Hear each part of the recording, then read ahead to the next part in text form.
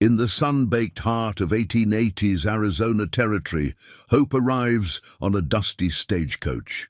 Sarah Mitchell steps down, her trembling hand instinctively rising to cover the jagged scar that mars her cheek, a constant reminder of the fire that took her family. She's come west as a mail-order bride, carrying nothing but dreams of a fresh start and a letter promising marriage. But dreams shatter quickly in adobe wells. Cruel whispers follow her down the street, and mocking glances cut deeper than any scar could. Just when Sarah's ready to board the next stage out of town, destiny arrives on horseback. A wealthy rancher, whose own past is written in the quiet wisdom of his eyes, sees beyond her scar to the strength beneath. But in a town where appearances mean everything, can love truly conquer all? Before we jump back in, tell us where you're tuning in from. And if this story touches you, make sure you're subscribed, because tomorrow I've saved something extra special for you. The tarnished hand mirror lay face down on the boarding house dresser, its silver backing peeling at the edges like autumn leaves. Sarah hadn't looked at her reflection since stepping off the stagecoach, but her fingers kept straying to the raised edge of her scar, tracing its familiar path from cheekbone to jaw. The afternoon sun cast long shadows through the lace curtains, painting patterns across the faded wallpaper of what would be her home until the wedding, if there was to be a wedding at all. "Miss Mitchell," Mrs. Henderson's gentle voice accompanied a soft knock. "I've brought up some fresh towels and a pot of chamomile tea." Sarah smoothed her travel-worn skirts and opened the door to find the boarding house proprietor balancing a tea tray with practiced ease. Mrs. Henderson was a woman who wore her years with grace, silver threading through her dark hair and laugh, lines marking the corners of her kind eyes. "You must be exhausted from your journey," Mrs. Henderson said, setting the tray on the small table by the window. "The stage from Tucson is never a comfortable ride, especially in this heat." "Thank you, ma'am. You're very kind." Sarah accepted the offered cup, the warmth seeping through her trembling fingers.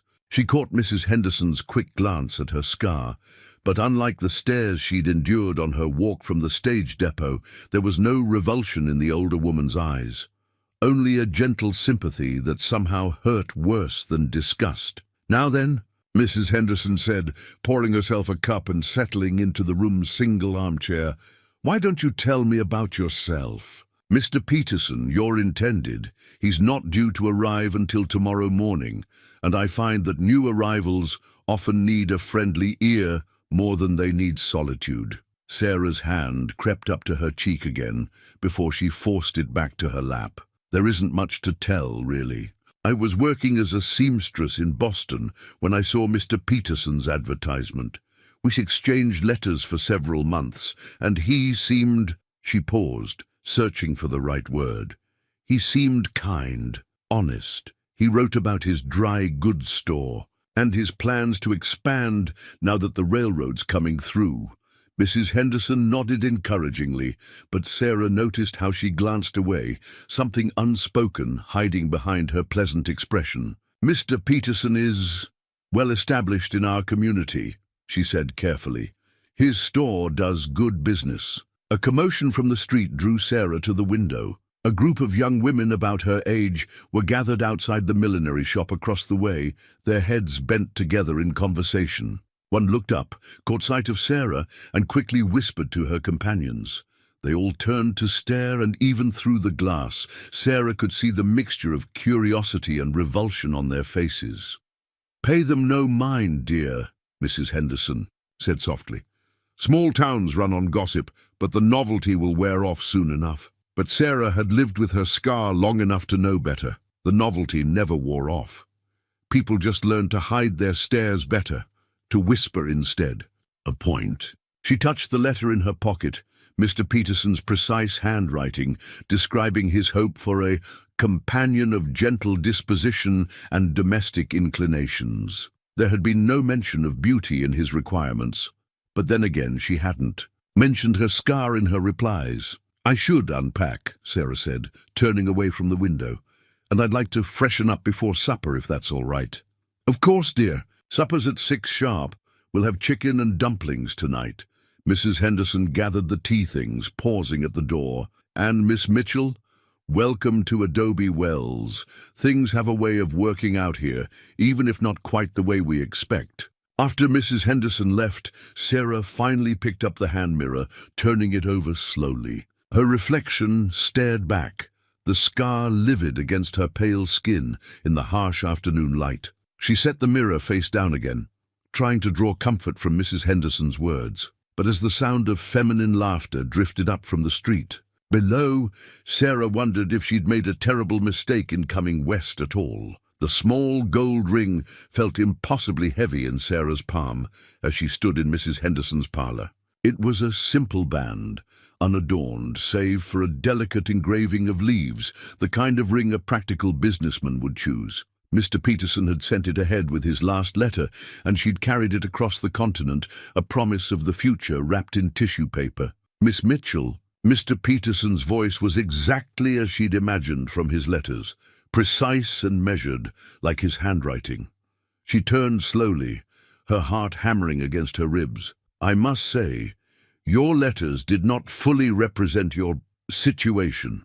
He stood in the parlor doorway, a tall man with thinning hair and wire-rimmed spectacles that caught the morning light. His clothes were well-tailored but unremarkable, like everything else about him, except for the way his lips pulled back slightly when he looked at her face, the almost imperceptible step backward he took. "Mr. Peterson, Sarah began, but he held up one manicured hand. "Please." His voice was cold now, all trace of the warmth from his letters gone. "I run a respectable establishment. My customers expect a certain standard of appearance. You must understand that this arrangement cannot proceed."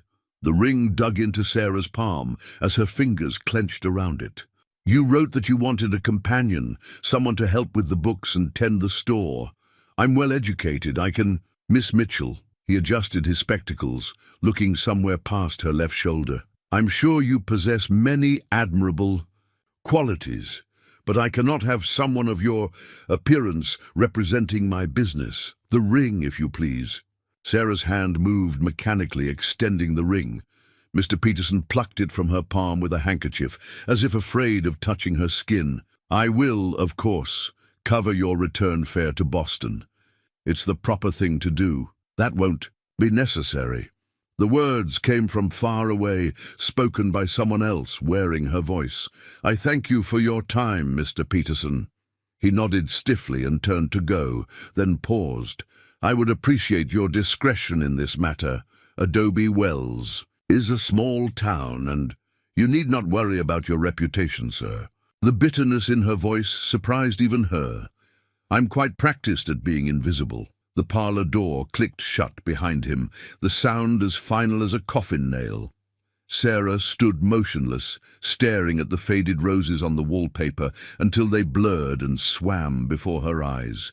A sob built in her throat, but she forced it down. She would not cry, not here, not now.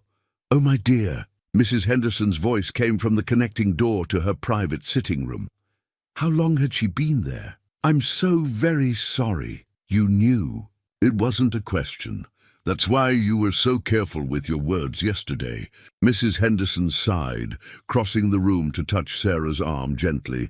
"Walter Peterson is a proud man, set in his ways. I'd hoped—" "Well, it doesn't matter what I'd hoped. Come have some tea." "I don't want tea." Sarah pulled away, her voice cracking. "I don't want your pity. I just want—" But what did she want? To be normal. To have never survived the fire that took her family, her beauty, her future. "What you want," Mrs. Henderson said firmly, "is to sit down before you fall down, and then we'll discuss your options. This isn't Boston, my dear.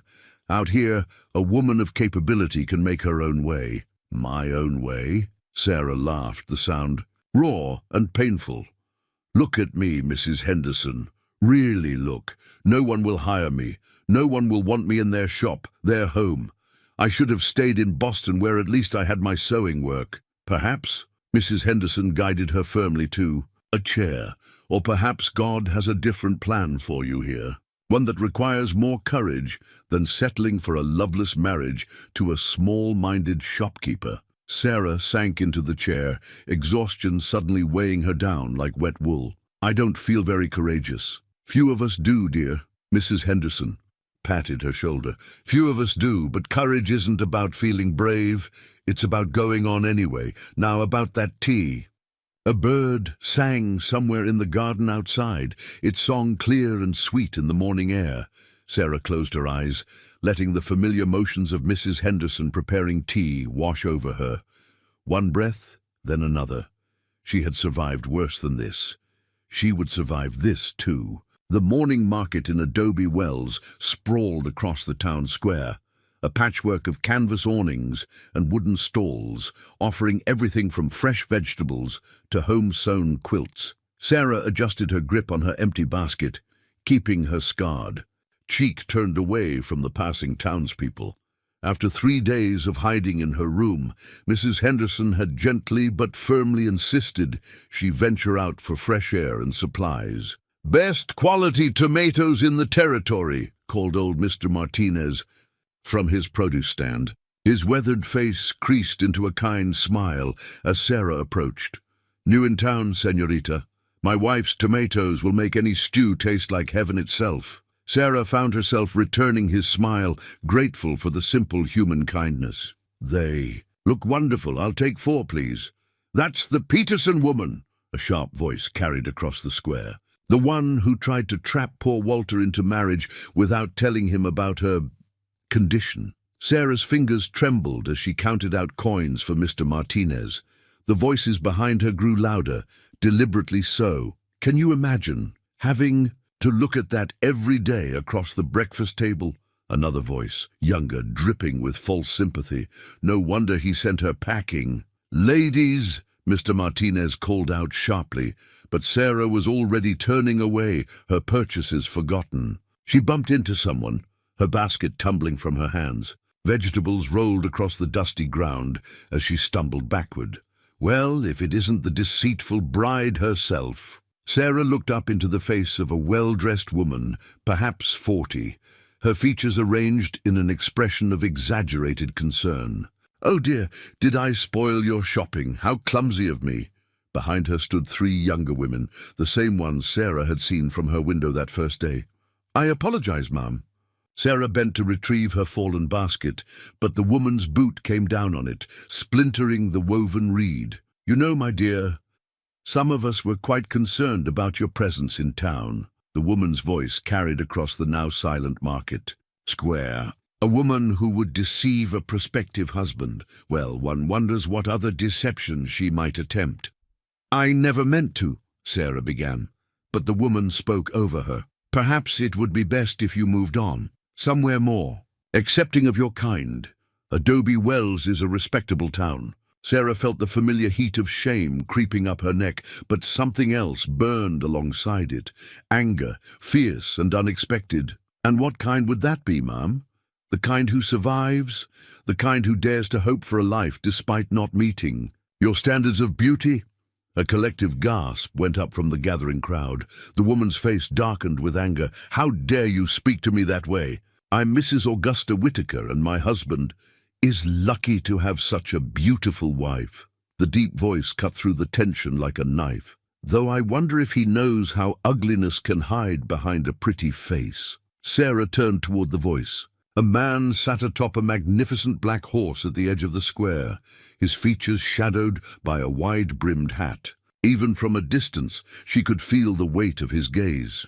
"Mr. Carter," Mrs. Whitaker's voice had turned syrupy sweet. "I was just explaining to this person that perhaps she'd be more comfortable elsewhere. Is that so?" The man, Mr. Carter, dismounted with fluid grace. He crossed to where Sarah stood, deliberately picking up her scattered vegetables and placing them in his own hat, since her basket lay in ruins. "Strange. I thought Adobe Wells prided itself on Christian charity." He turned to Sarah, and she caught her breath.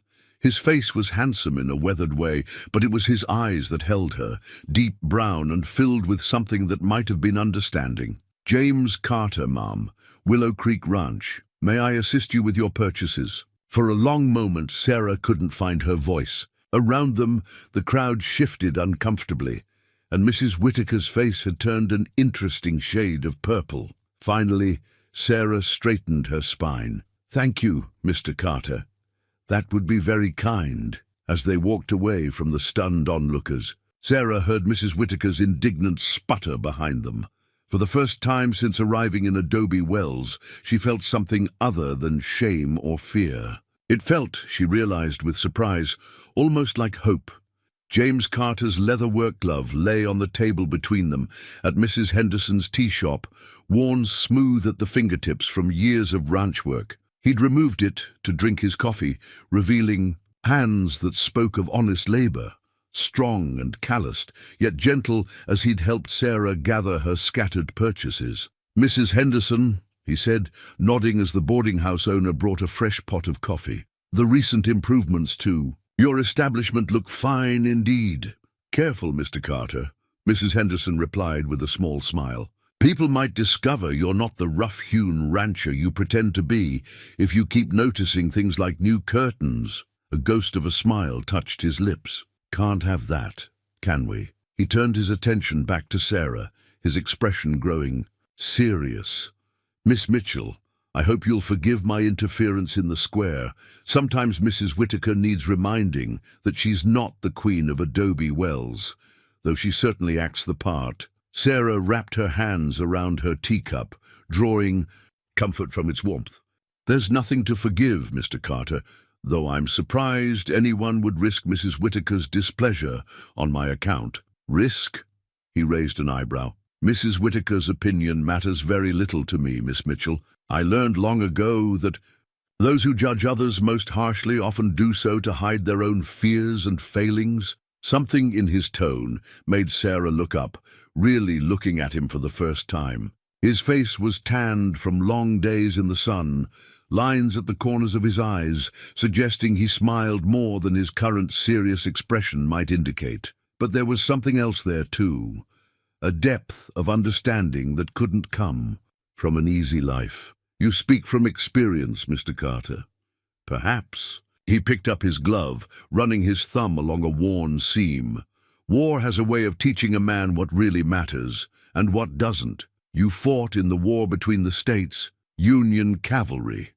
His eyes grew distant for a moment, saw enough of man's inhumanity to last several lifetimes, but also enough of courage and kindness to keep my faith in people. Most of them, anyway. Sarah touched her scar unconsciously. "I wish I shared your optimism." "It's not optimism, Miss Mitchell. It's choice."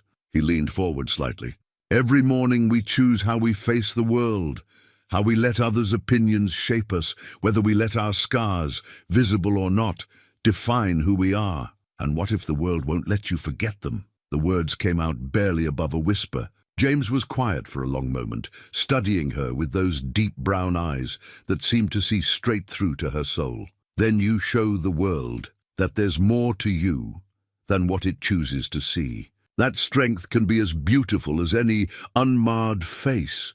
Heat crept into Sarah's cheeks, but for once it wasn't from shame. "You have an unusual way of looking at things, Mr. Carter. Comes from spending too much time with horses," he said, his serious expression lightening. "They don't care what you look like, only how you treat them." He stood, settling his hat back on his head. "Speaking of which, I should return to the ranch. But Miss Mitchell—" "Yes, Willow Creek Ranch always needs good help. If you find Adobe Wells unsuitable, we have a position open for a housekeeper.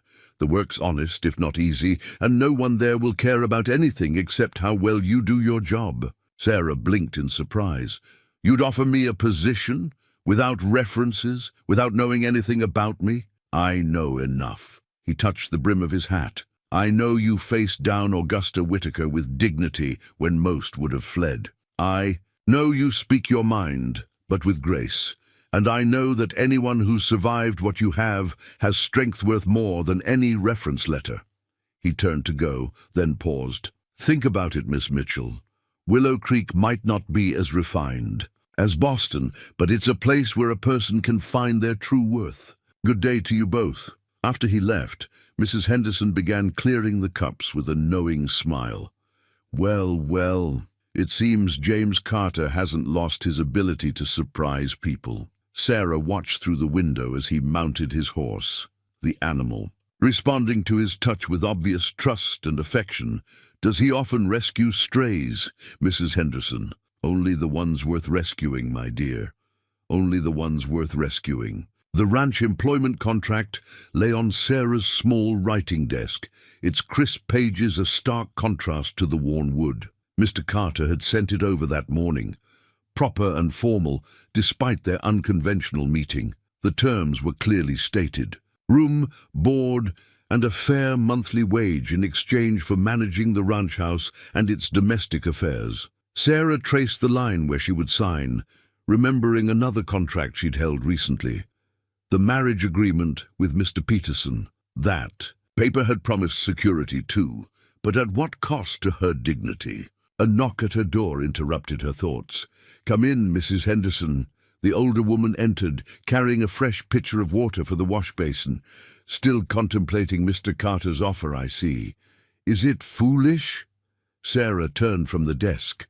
"To consider working at a remote ranch for a man I barely know." Mrs. Henderson set down the pitcher with deliberate care. "Foolish? Perhaps. But sometimes the bravest choices look foolish to others." She straightened a few items on the dresser, her movements purposeful. "You know, I came out here as a young widow 20 years ago. Everyone in my hometown said I was mad to leave Boston's and comforts for the Arizona Territory. What made you do it? The same thing I see in your eyes when you look at that contract. The need to write my own story, not the one others would write for me." She paused, weighing her next words. "I've known James Carter for 15 years, watched him build Willow Creek from nothing. He's a good man, Sarah, not the kind who makes grand gestures or flowery speeches, but one whose word, once given, is as solid as the mountains." Sarah stood and walked to the window, looking out at the dusty street below. Two women crossed to. Avoid walking directly past the boarding house, their whispers carrying even through the glass. And his ranch hands, will they accept taking orders from someone like me? His foreman is a freed slave who fought alongside him in the war. His cook is Mexican. Half his hands are Pima Indians. Mrs. Henderson smiled. Willow Creek has always been a place for people who don't quite fit the town's narrow view of proper society. That's what concerns me. Sarah turned back to face her friend. "I don't want to be another of James Carter's charitable causes." "Charity?" Mrs. Henderson laughed softly. "My dear, I've never known James Carter to offer charity in his life. Value for value, that's his way. He's offering you this position because he sees your worth, not despite your scar, but perhaps because of how you carry it." Sarah touched the contract again, feeling the texture of the paper under her fingertips. "I'd have my own rooms. In the main house. The housekeeper's quarters are quite comfortable, I'm told. Private too, separate from the bunkhouse and the main family wing." Mrs. Henderson moved to stand beside her. "Sarah, look at me." She turned, meeting the older woman's kind eyes. "You came west for a fresh start. Perhaps this isn't the one you imagined, but sometimes God's plans are better than our own." Mrs. Henderson squeezed her hand. "Whatever you decide, know that you'll always have a friend in Adobe Wells." Sarah picked up the pen, its weight suddenly significant in her hand. "Will you witness my signature?" "Of course, my dear." Mrs. Henderson's smile was warm with approval. "And then we'll need to see about getting you some proper riding clothes. Can't manage a ranch house without knowing how to ride." As Sarah signed her name with careful strokes, she felt something shift inside her, like a door opening to let in fresh air. This wasn't the future she'd imagined when she'd boarded that train in Boston, but perhaps that was for the best. She thought of James Carter's quiet strength, his understanding eyes, and the way he'd stood up to Mrs. Whitaker without hesitation. "There," she said, blotting the signature. "For better or worse, I'm now the housekeeper of Willow Creek Ranch." "For better, I think," Mrs. Henderson said softly. "Definitely for better." The old ranch ledger rested heavily in Sarah's lap as the wagon wound its way through the desert landscape. Its leather cover was cracked with age and use, the pages inside filled with neat columns of numbers and notes written in James Carter's steady hand. He'd given it to her before they left town, saying simply, "Best you know what you're getting into." "Watch for the willows up ahead," James said from beside her on the wagon seat. "That's how the ranch got its name. Underground spring feeds. Them year-round, same spring that waters our gardens and keeps the house cool even in summer." As they crested a small rise, Sarah caught her first glimpse of Willow Creek Ranch. A grove of willows marked the heart of the property, their graceful branches swaying in the morning breeze. Beyond them stood a sprawling adobe house, its walls the color of sun-baked clay, with deep porches wrapping around three sides. A bunkhouse and stable formed an L shape nearby, and beyond them stretched corrals and pastures where horses grazed. In the distance, "It's beautiful," she breathed, surprised by how much she meant it. There was a harmony to the place, the way the buildings seemed to grow naturally from the landscape rather than impose upon it. "Took 10 years to build it up from nothing." James guided the wagon toward the house. "Every adobe brick, every fence post has a story." A tall black man emerged from the stable, followed by a Mexican woman wiping her hands on an apron. "That's Marcus Washington, my foreman," James explained, "and Maria Delgado, our cook. Marcus has been with me since the war, and Maria's been keeping us all well fed for the past 5 years."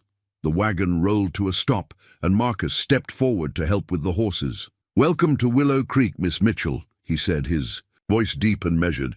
"Mr. Carter's told us good things about you." "Has he?" Sarah glanced at James, who was suddenly very interested in securing the wagon brake. Maria came forward, her round face creased in a warm smile. "Don't let these men intimidate you, señorita. They act tough, but they're all soft as fresh tortillas. Inside," she shot a knowing look at James, "especially El Patron here, though he pretends otherwise." "Maria," James warned, but there was affection in his tone. "Come, come," Maria continued, taking Sarah's arm. "I'll show you your rooms while these two pretend to be busy with the horses. You must be tired from the journey." Sarah followed Maria up the wide steps to the wraparound porch, noting the solid construction and swept planks. Through the front door, the interior opened into a large great room with a stone fireplace and comfortable, if plain, furnishings. Late morning light streamed through clean windows, highlighting the simple elegance of the space. "Through here," Maria guided her, "down a hallway to the east wing. Your rooms connect to the kitchen, convenient for managing the house. Mr. Carter had them freshly whitewashed and furnished for you." The housekeeper's quarters consisted of a sitting room and bedroom, both larger than Sarah had expected.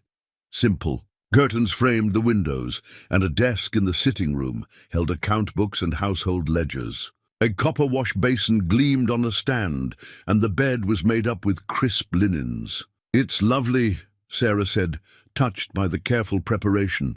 "Mr. Carter wanted everything just so." Maria's eyes twinkled. "He spent 3 days supervising the cleaning himself.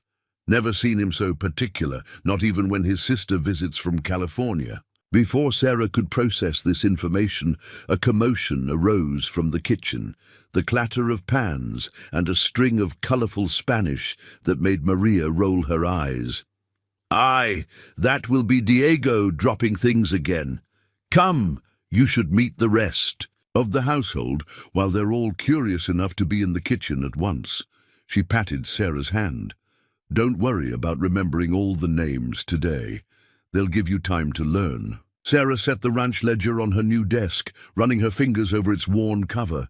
Inside were the stories of this place, written in numbers and brief notes. Soon she would add her own entries to its pages, becoming part of the ongoing story of Willow Creek Ranch. "Miss Mitchell?"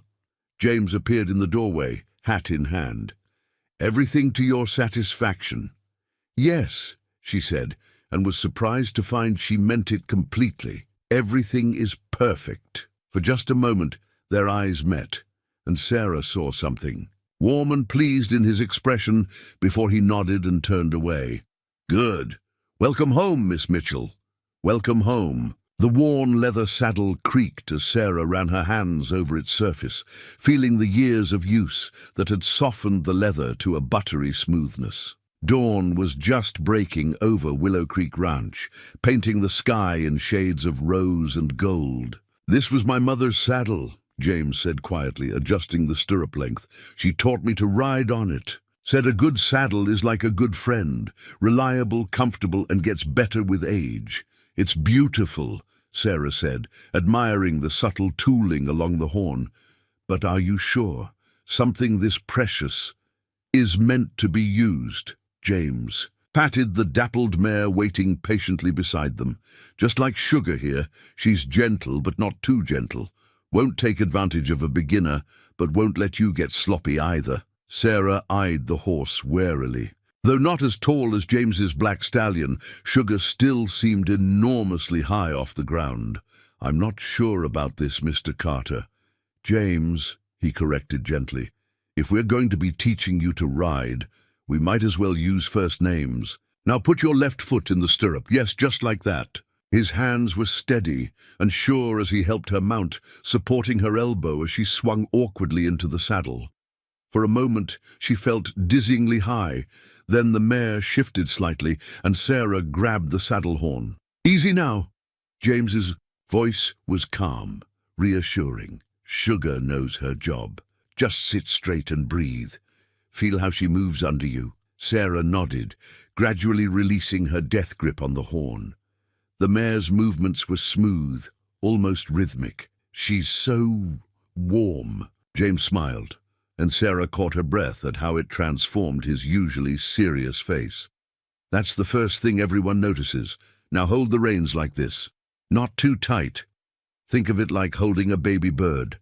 Firm enough that it won't fall, gentle enough not to hurt it."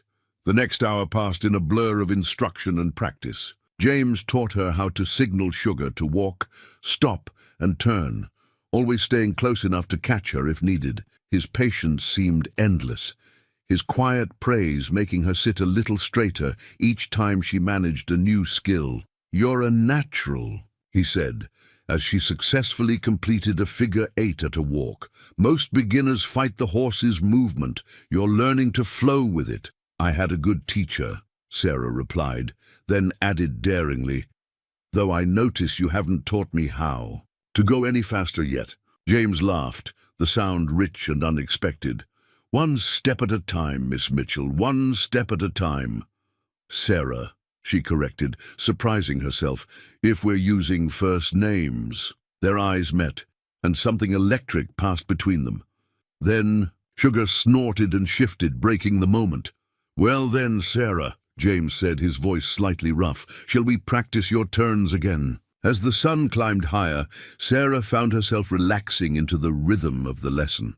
The world looked different from horseback, bigger somehow, more full of possibility. When they finally stopped for a rest near the willow grove, she was reluctant to dismount. "The first ride is always the hardest," James said, helping her down. Her legs felt oddly wobbly, and his hands lingered at her waist a moment longer than strictly necessary. "And the most memorable. I'll certainly remember being sore," Sarah said ruefully, stretching her back. "Worth it, though." There was something in his tone that made her look up. James was watching her with an intensity that made her heart skip. "Yes," she said softly, "very much worth it." He nodded, seemingly satisfied. "Good, because there's something about learning to ride that changes a person, gives them confidence, shows them they're capable of more than they thought." "Is that why you offered to teach me? To give me confidence?" James was quiet for a moment, leading Sugar toward the shade of the willows. "I offered because you needed to learn for practical reasons, but I'd be lying if I said I didn't enjoy seeing you discover your own strength." Sarah touched her scar unconsciously, an old habit. "Most people see only weakness when they look at me." "Most people," James said, turning to face her, "are fools who wouldn't know true strength if it rode up and introduced itself." His eyes were serious now, intent. "You survived something that would have broken many. You came west alone, faced rejection and cruelty, and still held your head high. That's not weakness, Sarah. That's the kind of strength that builds empires. The morning breeze stirred the willow branches, their leaves whispering secrets above them. Sarah felt something shift inside her, like a key turning in a long-locked door. "Thank you," she whispered. "Not just for the riding lesson." "You're welcome," he replied simply. "Same time tomorrow?" Sarah smiled, really smiled, for what felt like the first time in years. "Same time tomorrow." Sarah wound the braided horsehair through her fingers as she watched James in the round corral. The morning sun cast long shadows through the fence. Rails, and in the center man and horse moved in a careful dance of approach and retreat. The mustang was a striking creature, copper-colored with a black mane, its every movement speaking of barely contained power and wary dignity. "Beautiful, isn't she?" Marcus stood at the rail beside Sarah, his dark eyes following the horse's movements. "James has been working with her for 2 weeks now. Found her caught in barbed wire, half dead from infection. Most would have put her down, but James saw something worth saving," Sarah finished softly. Marcus nodded. "He's got a way of seeing past surface wounds to what lies beneath." In the corral, James moved with deliberate slowness, his body language relaxed but purposeful. The mustang watched him with pricked ears, nostrils flaring as she caught his scent. She bore a long scar down her flank, still visible through her growing coat. "Easy now, lady." James's voice carried clearly in the morning air. "No one here's going to hurt you." The mare snorted, tossing her head, but didn't bolt when James took another step closer. Sarah found herself holding her breath, recognizing something of herself in the horse's cautious acceptance. "The trick," James said, not taking his eyes off the mustang, "is to let them come to you. You can't force trust. You can only prove day after day that you're worthy of it." Sarah wasn't sure if he was talking to her or the horse, perhaps both. "Watch now," Marcus murmured. "This is where the real work happens." James had stopped moving, standing quietly with one hand extended, palm up. The mustang circled him, each, past bringing her slightly closer. Her ears flicked back and forth, reading his intentions in the set of his shoulders, the steadiness of his stance. "That's it," James said softly. "You decide. Your choice, lady. Always your choice." The mare stopped circling, focusing intently on James's outstretched hand. For a long moment nothing moved except the morning breeze stirring dust motes in, the sunlight. Then, with infinite caution, she stretched her neck forward, velvet nostrils brushing his palm. "There now," James breathed. "There now." Sarah realized she had tears in her eyes. Marcus pressed a clean handkerchief into her palm without comment. "Remarkable, isn't it?" he said after a moment. "How he never loses patience, never pushes harder than they're ready for. Seen him spend months gentling horses others would have. Given up on in a week." "How does he know?" Sarah asked. "When to push and when to wait?" Marcus smiled. "He says you have to listen with your whole self, not just your ears, but your heart too. Horses don't lie, don't pretend to be something. They're not. They'll tell you what they need if you're willing to hear it." In the corral, James was now running his hand along the mustang's neck, speaking to her in a low, steady voice. The mare's eyes were half closed, years of wildness and fear melting under his gentle touch. "She'll need a name," James called over. "To them. Any suggestions?" Sarah looked at the copper-colored mare with her battle scars and proud bearing. "Phoenix," she said without hesitation, "because she rose from the ashes." James's eyes met hers over the horse's back, and something unspoken passed between them. "Phoenix," he repeated. "Yes, that fits her perfectly." The mare nudged his chest with her nose, leaving a dusty print on his shirt. James laughed, the sound pure with simple joy. "See that? Already getting pushy. Give them an inch of trust and they'll take a mile." "Is that such a bad thing?" Sarah asked. "No," James said softly, still stroking Phoenix's neck. "No, sometimes taking that mile is exactly what they need to do. Sometimes it's the only way to learn that freedom doesn't have to mean being alone." Sarah touched her scar, feeling its familiar ridges beneath her fingertips. The braided horsehair in her other hand was soft, strong, like the mare who'd donated it, like the man who'd shown her that healing was possible. "She'll always bear the scars," James said, as if reading her thoughts. "But scars are just proof that we survived. It's what we do after the healing that defines us." Phoenix chose that moment to pull away, moving to the far side of the corral.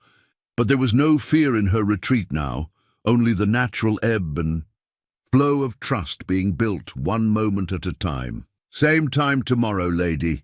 James asked the mare. She nickered softly in response, and Sarah felt an answering warmth in her chest. Some things couldn't be rushed, couldn't be forced, but with patience and understanding, even the wildest heart could learn to trust again. The newspaper rustled in Maria's hands as she slapped it down on the kitchen table, her usually cheerful face dark with anger. "Have you seen this, señorita?" She jabbed her finger at a column of social notes. "What that Bruja Whitaker wrote about you and El Patron." Sarah picked up the paper, her heart sinking as she read the carefully worded poison penned in Mrs. Whitaker's weekly society column. "Concerned citizens have noted with alarm the recent domestic arrangements at Willow Creek Ranch, where a certain scarred female of questionable background has taken up residence. While Mr. James Carter's charitable nature is well known, one must question the wisdom and propriety of housing an unmarried woman of such character in his household. Perhaps our esteemed rancher's isolation has clouded his normally impeccable judgment." The words blurred before Sarah's eyes, but she forced herself to continue reading. "Those who value the moral fabric of our community might do well to remind Mr. Carter that a man in his position, with significant business interests and a responsibility to uphold proper standards, should exercise more discretion in his choice of household staff. One can only hope that his sister, the respected Mrs. Eleanor Stanford of San Francisco, will offer guidance during her upcoming visit." "Basura!" Maria snatched the paper back, crumpling it in her capable hands. "Mrs. Whitaker wouldn't know. Proper behavior if it served her tea. You've done nothing wrong, Nina. Haven't I?" Sarah sank into a kitchen chair. "By accepting this position, I've exposed James to gossip and criticism. Perhaps I should—" "Don't you dare finish that thought." Maria's voice was stern. "Running away would only prove them right about everything they've said about you. Besides," her expression softened, "it would break his heart." "Maria, no, listen to me. I've worked for James Carter for 5 years. In all that time, I've never seen him as alive as he's been these past weeks. The way he looks at you when you're not watching." She shook her head. "A man doesn't look at his housekeeper that way, Nina." Before Sarah could respond, steps sounded on the back porch. James entered, his expression thunderous. "I see you've read the paper." "James, I'm so sorry. I never meant—" "Stop." He held up a hand. "You have nothing to apologize for. Augusta Whitaker has appointed herself the moral guardian of Adobe Wells, but her opinion matters less to me than last year's dust. But your reputation—" "My reputation?" He gave a short laugh. "Sarah, I employed a black man as my foreman when half the territory would have refused him service in their stores. I hired Mexican vaqueros and Indian workers when respectable ranchers wouldn't. I've never cared what Adobe Wells thinks of my choices, and I'm not about to start now." Maria quietly slipped out of the kitchen, leaving them alone. James pulled out a chair, sitting close enough that Sarah could smell leather and sage on his clothes. "What concerns me," he said more gently, "is how this affects you. I know you've worked hard to build a life here, to earn respect on your own terms. If our association is making that harder—" "No." The word came out more forcefully than she'd intended. "I mean, yes, the gossip is difficult, but here, at Willow Creek, I've found something I never had before. Acceptance, purpose. I won't let Mrs. Whitaker take that away." James reached across the table, his calloused hand covering hers. "Good. Because I've grown rather accustomed to seeing you at breakfast." The warmth of his touch sent tingles up her arm. "Only at breakfast." His eyes darkened, and for a moment Sarah thought he might say more. Then the screen door banged open and Marcus strode in, looking worried. "Boss, got word from town. Your sister's stage is due in tomorrow, not next week like we thought, and—" He hesitated, glancing at Sarah. "And," James prompted, "and Mrs. Whitaker was at the depot when the mail came in. She's already making plans for a welcome dinner for Mrs. Stanford. Seems to think your sister might want to address certain situations at the ranch." James muttered something under his breath that made Maria, who had returned with fresh coffee, cross herself. Eleanor. Of course. Augusta would try to recruit her. He turned to Sarah. "My sister is complicated, strong-willed, but she's not cruel, just protective. Of you, or of the family name. Both, probably." He stood, running a hand through his hair. "I should ride into town, try to head off whatever scheme Augusta's cooking up. Will you be all right here?" Sarah straightened her spine. "I'm not made of glass, James. I won't break because of a few cruel words in a newspaper." His expression softened as he looked at her. "No, you won't. You're stronger than all of them put together." He touched her shoulder briefly as he passed. "We'll weather this storm, Sarah, together." After he left, Maria set a cup of coffee in front of Sarah. "Well, Nina, ready to face the Dragon of San Francisco?" Sarah picked up the crumpled newspaper, smoothing it flat. "You know what, Maria? I believe I am." The lightning-struck tree smoldered in the distance, its split trunk a stark reminder of nature's power. Sarah pulled her oilskin coat tighter as thunder rolled across Willow Creek Ranch. The afternoon sky had turned an ominous shade of green-black, and the wind carried the sharp scent of rain and electricity. "Miss Sarah," Marcus's voice cut through. "The rising wind. Mr. Carter needs you at the south pasture. Storm's driving the new herd toward the wash. If we don't turn them, we'll lose half our stock." Sarah was already moving toward the stable. "What about his sister's arrival? Stage won't run in this weather. Mrs. Stanford's stuck in Tucson till it passes." Marcus helped her saddle Sugar with practiced efficiency. "You sure about this?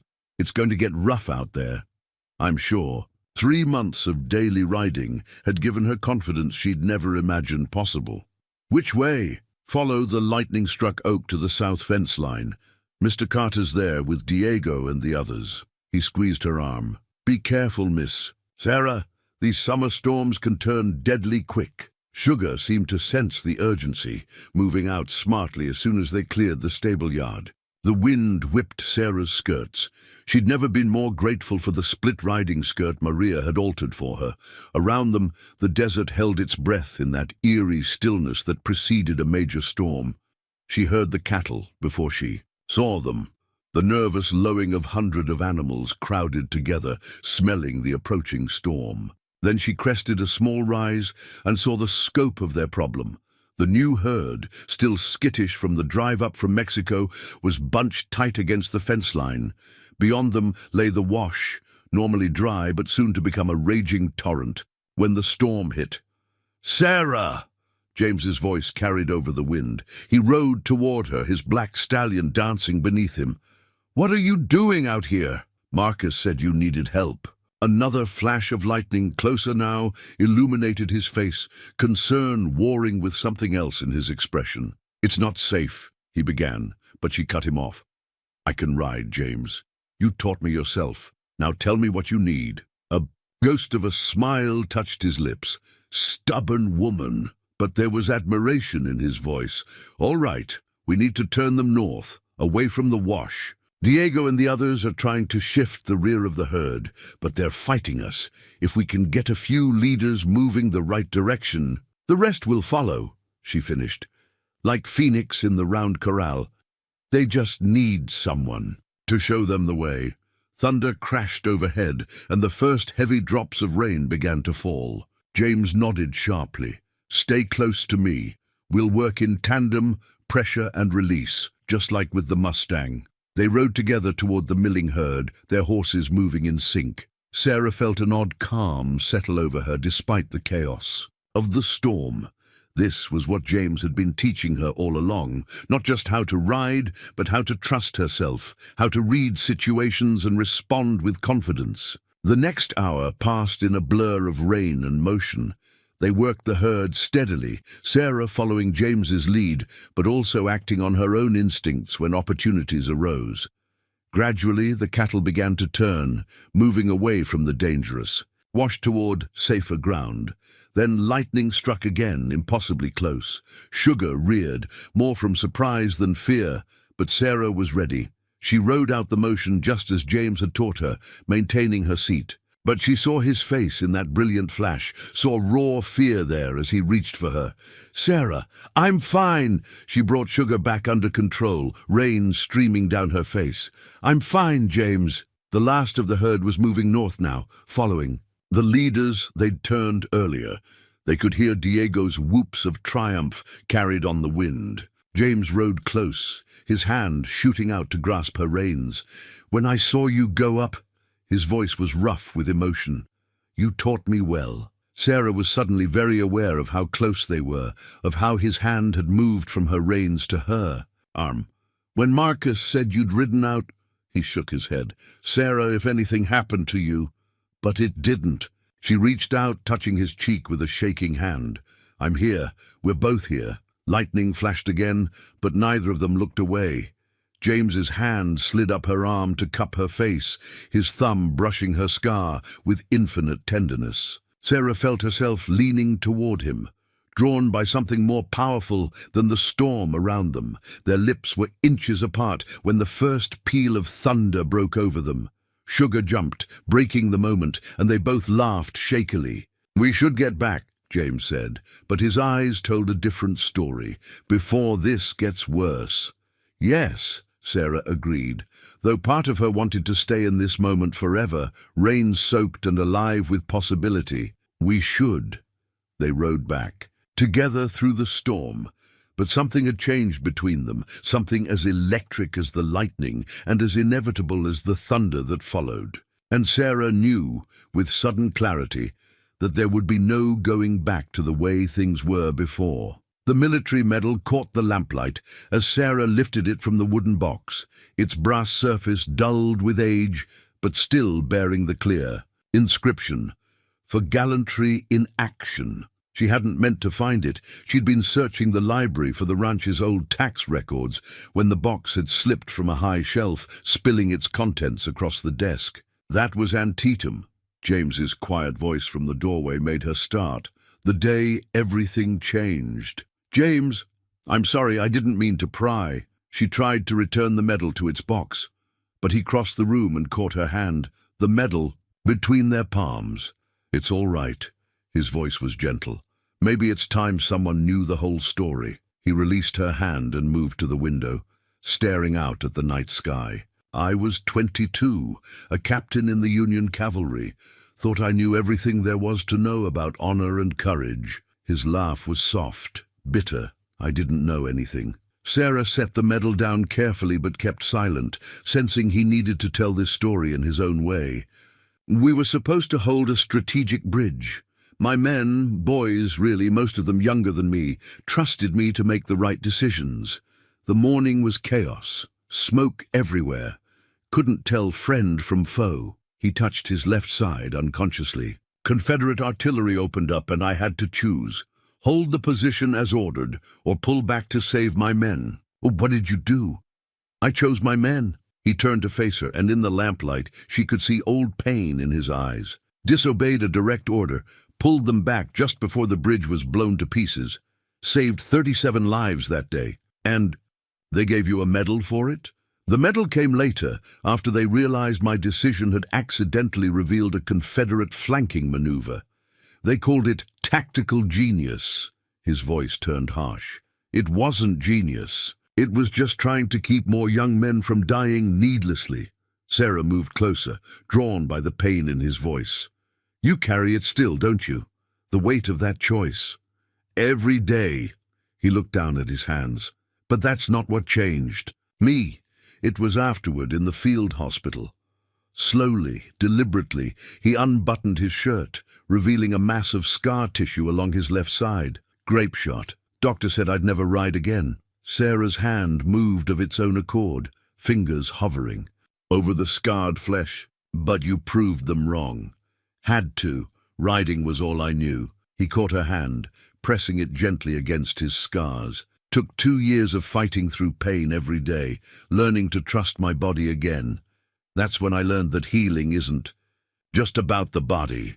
It's about the spirit, too. The rough texture of his scars felt familiar under her fingers, like a language she could read. Is that why you're so patient with Phoenix? With me? I recognize something in both of you. His other hand came up to trace her cheek, following the line of her scar. The same spirit that refuses to be defined by scars. The same courage it takes to trust again after being hurt. James. Her voice wavered as his fingers lingered on her face. When I first saw you in the market square, he continued softly, standing up to Augusta Whitaker with your head high, I recognized that look in your eyes, the one that says the world can knock you down, but it can't keep you there. I was terrified that day, but you stood your ground anyway. That's real. Courage, Sarah, not fearlessness. God knows I was never fearless, but feeling the fear and choosing to be stronger than it. They stood close now, his hand still cradling her face, hers pressed against his scarred side. The library was quiet except for the soft ticking of the clock and their uneven breathing. Does it still hurt? She whispered, meaning his old wound. Sometimes in the cold, when it rains. His thumb brushed her lower lip. But some scars are worth the pain they bring. They remind us of what we've survived, what we've learned, and what have you learned. Her heart was pounding so hard she was sure he must feel it. That the most beautiful things in life are often the ones that have been broken and mended. He leaned down, his forehead touching hers. That sometimes what looks like an ending is really a beginning in disguise. When their lips finally met, it was gentle, a kiss between two people who understood that healing was a journey, not a destination. Sarah felt years of pain and loneliness melting away under the tender pressure of his mouth, replaced by something warm and bright and full of promise. When they finally parted, James kept her close, his arms strong around her.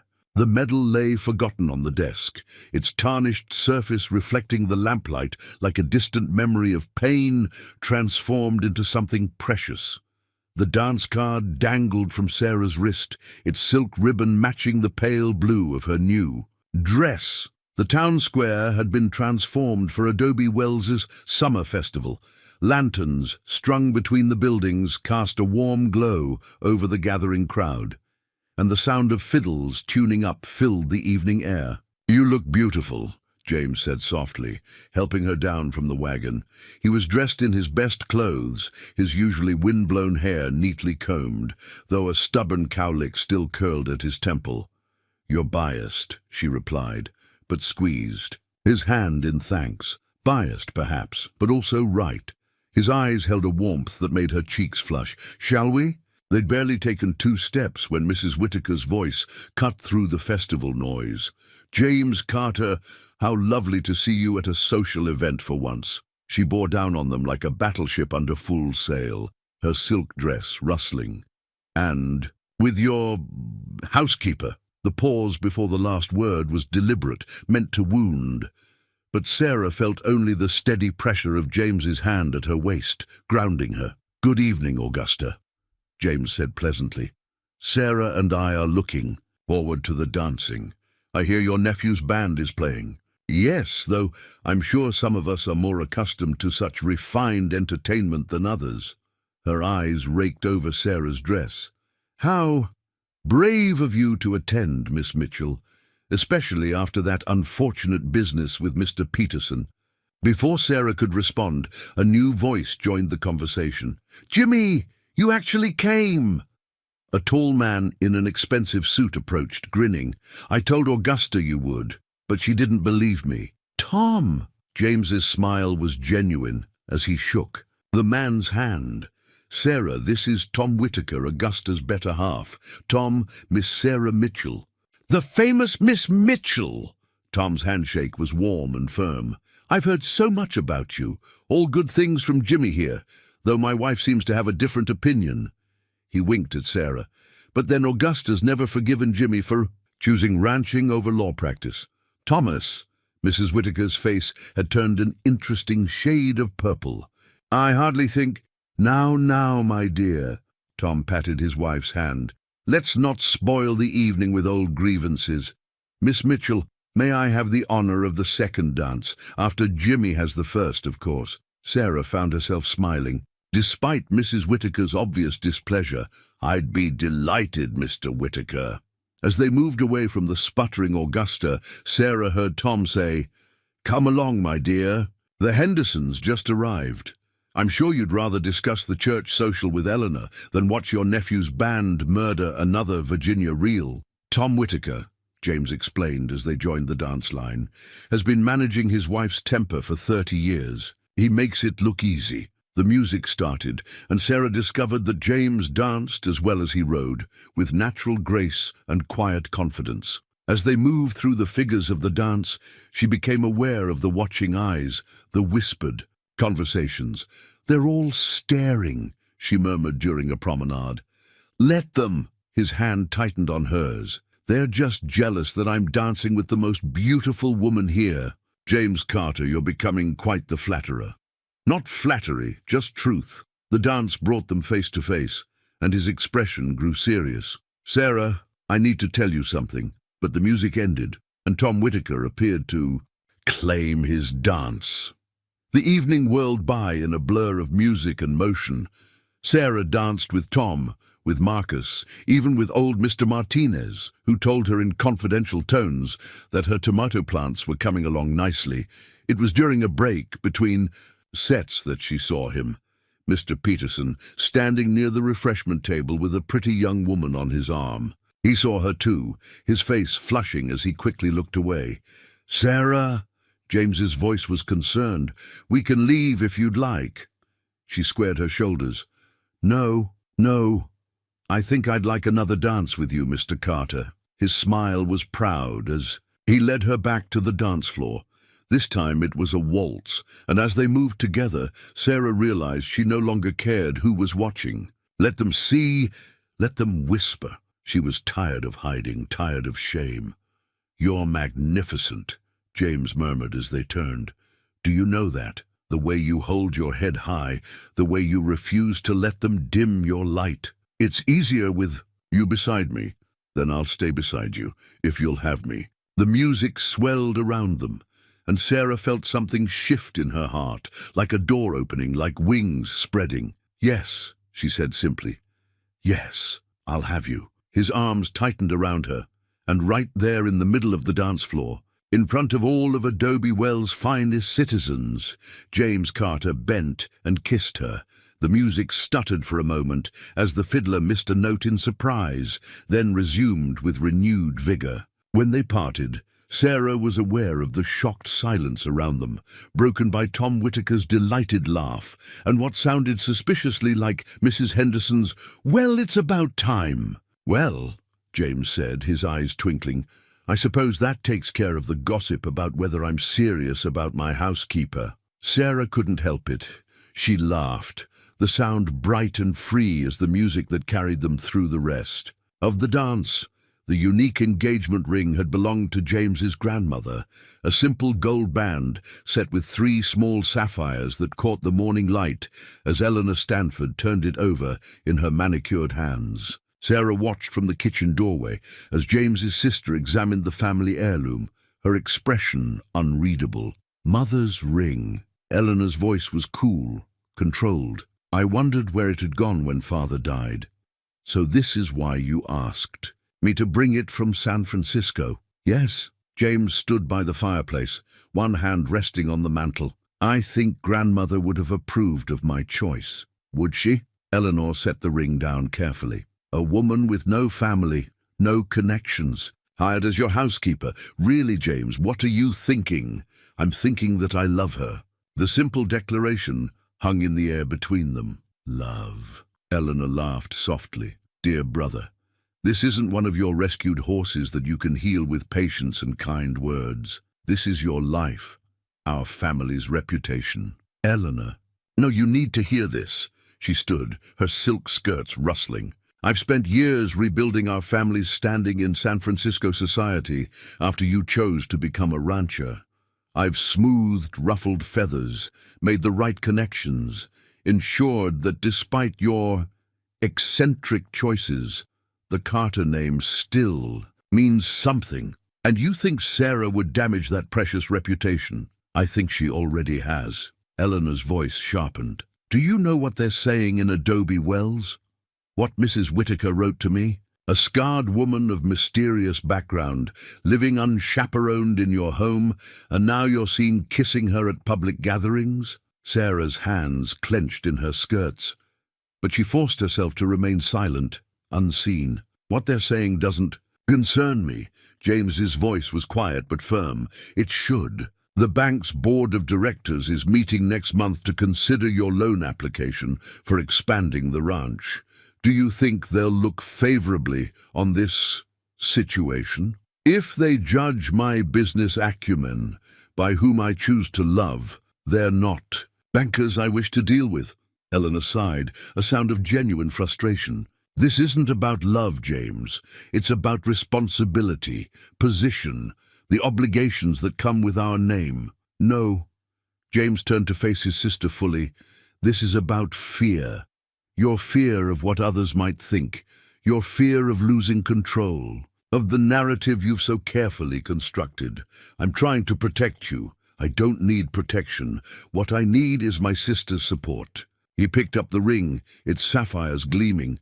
Sarah makes me happy, Eleanor, truly happy, in a way I haven't been since before the war. She sees me, not the Carter name, not the ranch owner, just me. And what about children? Eleanor's voice was barely above a whisper. Have you thought about that? Would you subject your own flesh and blood to the stares, the whispers, every time their mother appears in public? Sarah couldn't bear it anymore. She stepped into the room, her footsteps causing both siblings to turn. You don't need to worry about that, Mrs. Stanford. Her voice was steady despite her racing heart.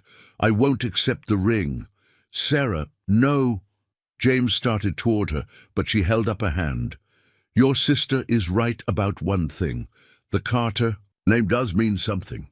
It opens doors, creates opportunities. I won't be the reason those doors close. To hell with the doors. James crossed the room in 3 strides, taking her hands in his.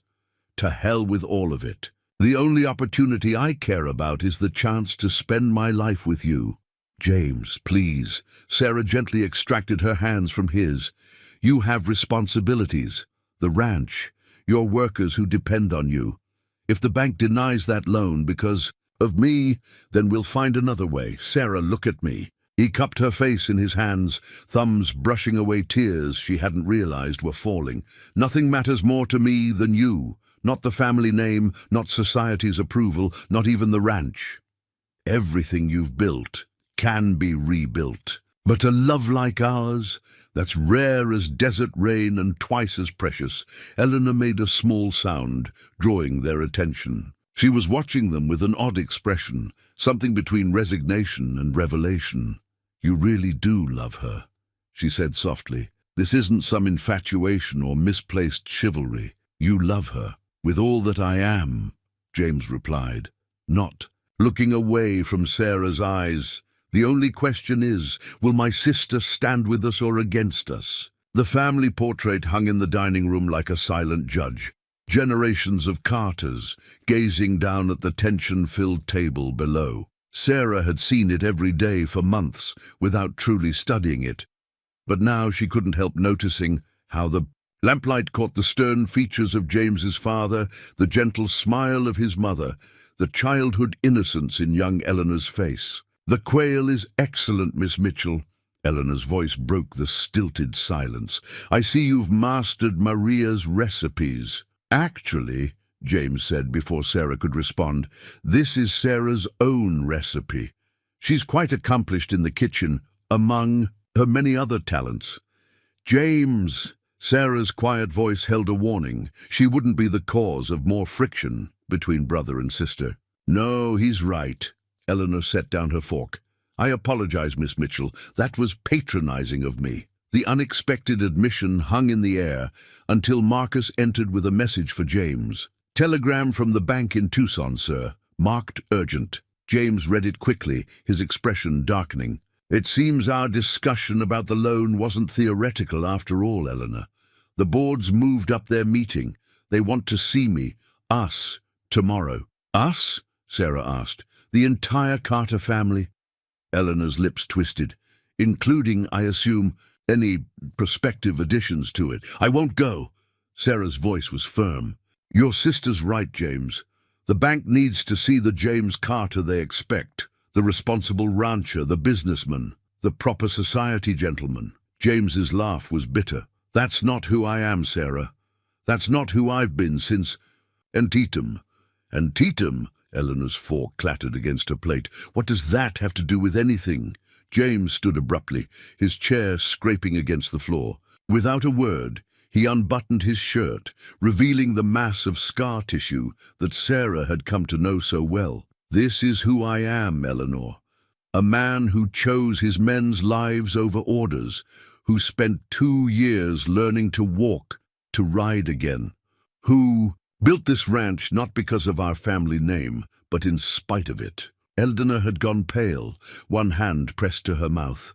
I didn't know. Father said you were wounded, but Father was too ashamed to admit that his son had disobeyed orders, even though they gave me a medal for it later. Too proud to acknowledge that his heir came back from war changed, inside and out. James's voice softened. That's why I understand Sarah, why I love her. We both know what it means to be marked by life, to have the world see only our scars and miss the strength beneath them. James, Sarah stood, moving to his side. You don't have to. Yes, I do. He caught her hand, bringing it to his lips. I'm tired of hiding who we are, what we mean to each other. I'm tired of watching you dim your light to make others comfortable. But the loan can go hang. He turned to Eleanor, who sat stunned in her chair. You've spent years protecting the family name, sister. But what good is a name without honor, without love? Eleanor stood slowly, her eyes moving from James's scars to Sarah's face and back again. I was 12 when you went to war, she said softly. I remember Mother crying when your letters came, Father pacing in his study. But I never knew. You never told me. How could I? James's voice was gentle now. You were so young, and later it seemed easier to let you believe what you wanted about why I chose the ranch over San Francisco. And now? Sarah asked quietly. What do you choose now? James looked at her, his eyes full of the same tenderness she'd seen that day. In the library. I choose you, the ranch, this life we could build together. I choose truth over appearance, love over obligation. He turned back to Eleanor. The only question is, what do you choose, sister? Eleanor walked to the portrait, studying it for a long moment. Then she turned and Sarah saw tears in her eyes. I choose my brother, the real one, not the image I've tried to preserve all these years. She moved to James, touching his scarred side with trembling fingers.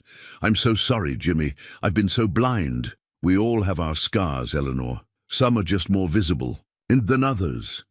Eleanor wiped her eyes, then squared her shoulders, a gesture so like her brother's that Sarah's heart ached. Well then, shall we discuss how to convince the bank that innovation and unconventional thinking are exactly what the territory needs? Eleanor, James's voice held a question. If they can't see that a man who built all this from nothing is worth investing in, then they're fools.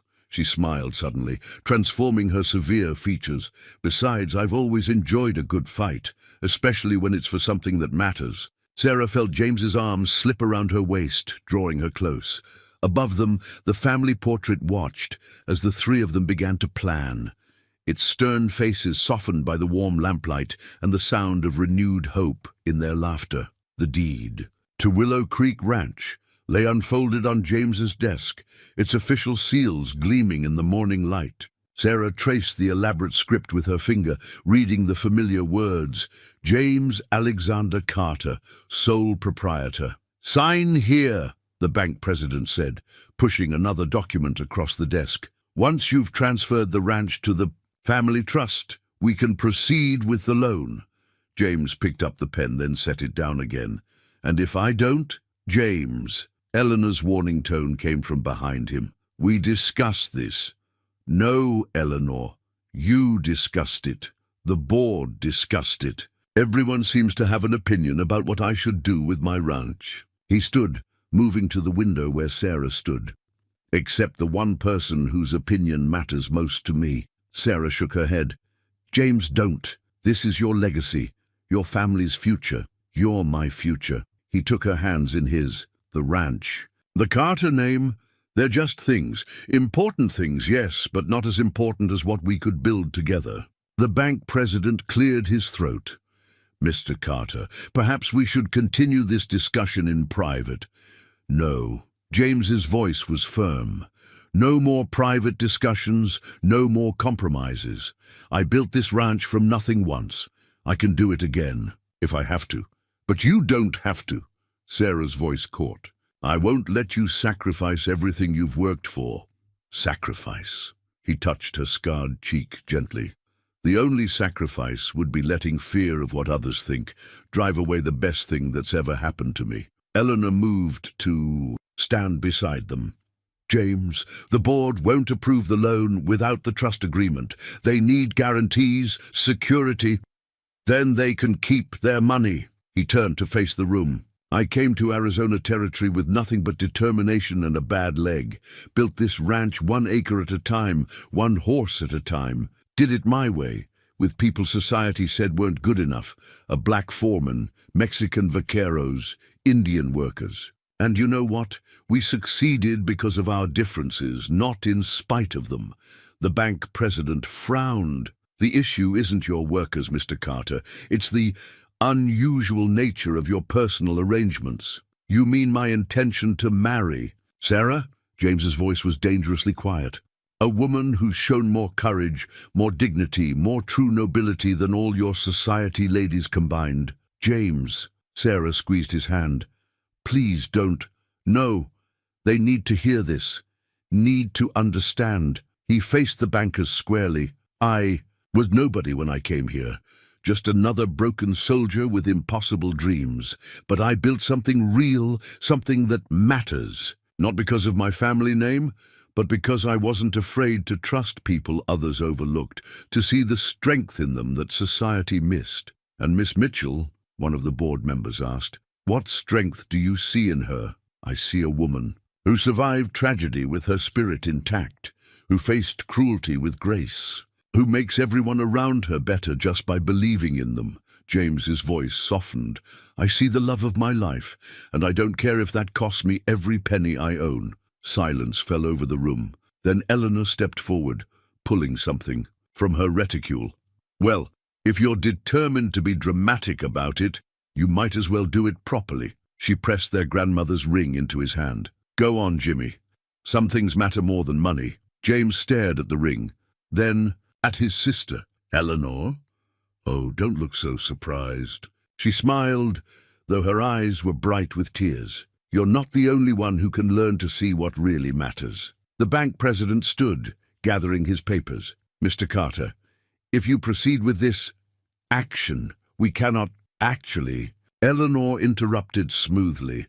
I believe you can, because if you don't approve my brother's loan, I'll be withdrawing all of the Carter family investments from your institution. All of them. Mrs. Stanford. And I suspect, she continued, that Tom Whitaker and his friends on the board might be interested in hearing about your attempt to dictate the personal lives of your clients. Tom's quite progressive about such things, you know. The bankers huddled together, whispered frantically. James barely seemed to notice. He had eyes only for Sarah. Well? He asked softly, holding up the ring. What do you say? Want to scandalize Adobe Wells properly? Sarah looked at the ring, at James's hopeful face, at Eleanor's encouraging smile.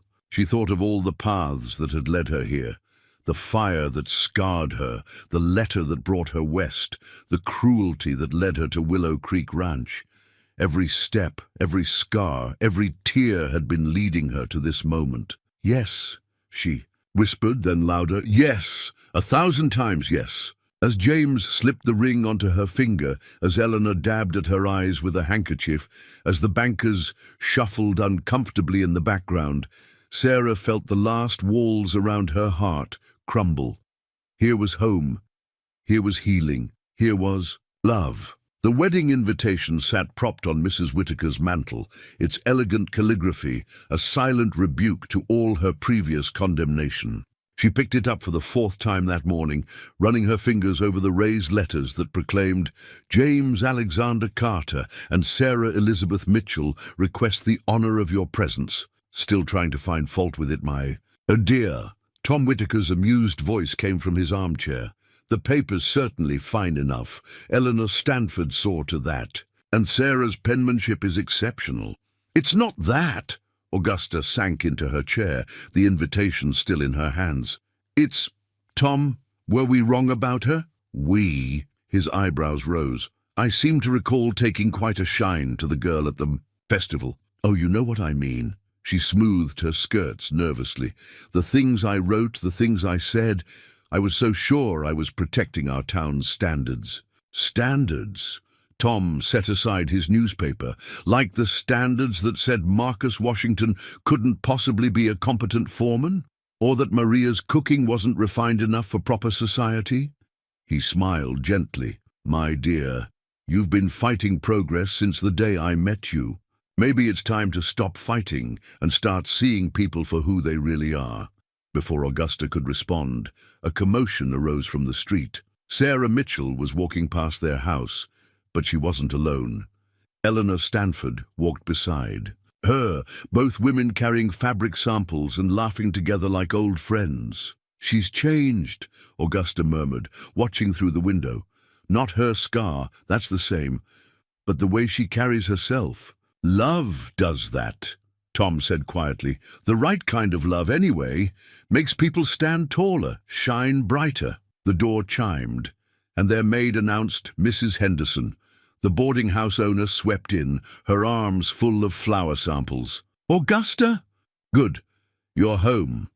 We need your eye for the wedding decorations. Nobody knows more about proper flower arrangements than you do." "Me?" Augusta blinked in surprise. "But surely Mrs. Stanford. Eleanor's handling the music and the dinner service." Mrs. Henderson said briskly, "But Sarah specifically asked for your help with the flowers. Said something about how the arrangements you did for last year's church social were the most beautiful she'd ever seen. She noticed that?" "Of course she did. That girl notices everything, especially people's talents." Mrs. Henderson's eyes twinkled, "Rather like how she noticed that your Thomas has been helping James with the bank negotiations, even though you didn't want him involved." Augusta felt her cheeks warm. "Yes, well, come along then." Mrs. Henderson held out a sample of white roses. "The wedding's in 3 weeks and there's much to do. Sarah wants to combine traditional flowers with some of the desert blooms she's grown so fond of. Quite a challenge, but I told her if anyone could make it work." As Augusta found herself drawn into discussions of flower combinations and color schemes, she was aware of Tom watching her with that knowing smile of his. Perhaps he was right. Perhaps it was time to stop fighting change and start embracing it instead. Across town at Willow Creek Ranch, Sarah was showing Eleanor the latest wedding plans. "Mrs. Whittaker is a genius with flowers," she said enthusiastically. "And with her helping, maybe others in town will feel more comfortable attending," Eleanor finished. "Oh, they'll attend. Augusta Whittaker may have started the gossip, but she can end it too, especially now that she's personally involved in the planning." "Was that why you suggested asking her help?" Eleanor laughed. "Sarah, dear, that was all your idea. I just sat back and watched you work your magic." She touched Sarah's arm gently. "You know, when I first arrived, I thought I was coming to save my brother from a terrible mistake.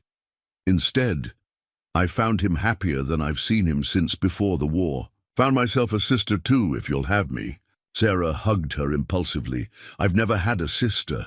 Well, you're getting one now, along with an entire town full of people who are finally beginning to see what James saw all along. From the kitchen, they could hear Maria directing the ranch hands who were helping move furniture to make room for the wedding feast.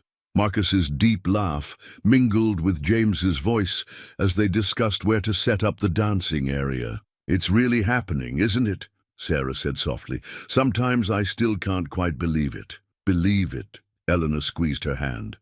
"Love like yours and James's. That's the kind of love that changes not just two people, but an entire community. Just watch." As if to prove her point, they heard Augusta Whitaker's voice in the kitchen, directing the placement of test flower arrangements with the same enthusiasm she usually reserved for church socials. Sarah smiled, touching her grandmother's ring on her finger. Sometimes healing came in unexpected ways, touching not just one heart, but many. The hand-carved door sign read, "James and Sarah Carter," its letters deep and sure, carved by Marcus as a wedding gift. Sarah touched it gently as she prepared to enter the ranch house, now decorated for the ceremony. The morning sun caught the silver threads in Mrs. Henderson's hair as she adjusted Sarah's veil one last time. "There," the older woman said, her voice thick with emotion. "Perfect." Sarah turned to the mirror, not the tarnished one from her first days in Adobe Wells, but a new one, clear and true. Her scar was still there, of course, but somehow it looked different now. Less like a mark of tragedy, and more like a sign of survival, of strength. "Sarah?" Eleanor appeared in the doorway, resplendent in blue silk. "It's time. Are you ready?" "I've been ready since the day I met him," Sarah replied, surprising herself with the certainty in her voice. The main room of the ranch house had been transformed. Desert wildflowers mixed with elegant roses in Augusta Whitaker's masterful arrangements. Sunlight streamed through windows Maria had polished until they sparkled. The assembled guests, ranch hands and townspeople alike, stood as Sarah appeared. James waited at the front, and the look on his face when he saw her made her heart stop. He'd never been handsome in the conventional way, but the love shining in his eyes made him beautiful to her. As she walked toward him, Sarah was aware of the changes in the faces around her. Tom Whitaker beamed openly. Augusta dabbed at her eyes with a handkerchief. Even Mr. Peterson, who had come with his new wife, nodded respectfully. Marcus stood as James's best man, proud and tall in his new suit. Maria sniffled happily from the front row, while ranch hands and townspeople sat side by side, differences forgotten in the joy of the moment. "Dearly beloved," the minister began, but Sarah could hardly hear him over the beating of her own heart. She was aware only of James's hands holding hers, of the love and certainty in his eyes.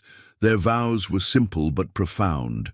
James spoke of healing and hope, of finding beauty in unexpected places. Sarah spoke of strength and trust, of learning to see herself through the eyes of love. "The rings," the minister prompted, and Eleanor stepped forward with the simple gold bands they had chosen together. "With this ring," James's voice was husky with emotion, "I pledge you my love, my trust, and my understanding. All that I am, and all that I have, are yours, today and always." Sarah's hands trembled slightly as she placed the matching ring on his finger. "With this ring, I pledge you my love, my trust, and my courage. All that I am, and all that I have, are yours, today and always." "What God has joined together, let no man put asunder," the minister proclaimed. "I now pronounce you husband and wife." Their first kiss as married couple was met with cheers and applause. Someone, probably one of the ranch hands, let out a joyous whoop that set everyone laughing. The celebration that followed was unlike anything Adobe Wells had ever seen. Cowboys danced with society ladies. Maria's Mexican dishes shared table space with Augusta's refined delicacies, and music filled the air until sunset painted the desert sky in colors no artist could capture. As evening fell, James led Sarah away from the festivities to their special spot beneath the willow trees. Phoenix, now fully grown and gentled, grazed nearby with Sugar. "Happy?" he asked softly, holding her close. More than I ever dreamed possible. Sarah touched his cheek. When I came west, I thought I was running away from my past. Instead, I was running toward my future. Our future, he corrected gently. Whatever it brings. From the ranch house, they could hear the sounds of celebration, music and laughter, the mingled voices of two worlds that had learned to come together. The desert wind stirred the willow branches above them, and in the distance, a coyote called to its mate. Look! James pointed to where the first star was appearing in the darkening sky. Make a wish? Sarah smiled, remembering all the wishes she'd made since coming to Adobe Wells. For acceptance, for understanding, for love. Each one had been granted, though never quite in the way she'd expected. No need, she said, standing on tiptoe to kiss him. I have everything I could wish for right here. Above them the star winked knowingly, as if to say that some wishes were destined to come true all along. They just needed time and trust and the courage to believe in love's healing power. And in the years that followed, whenever someone remarked on the unusual harmony at Willow Creek Ranch or wondered at the way the Carter name had come to stand for both tradition and progress, Sarah would touch her scar and smile. Some marks, she knew, were not meant to be erased but transformed, becoming not symbols of pain, but testaments to the heart's capacity for healing, for growth, and most of all, for love.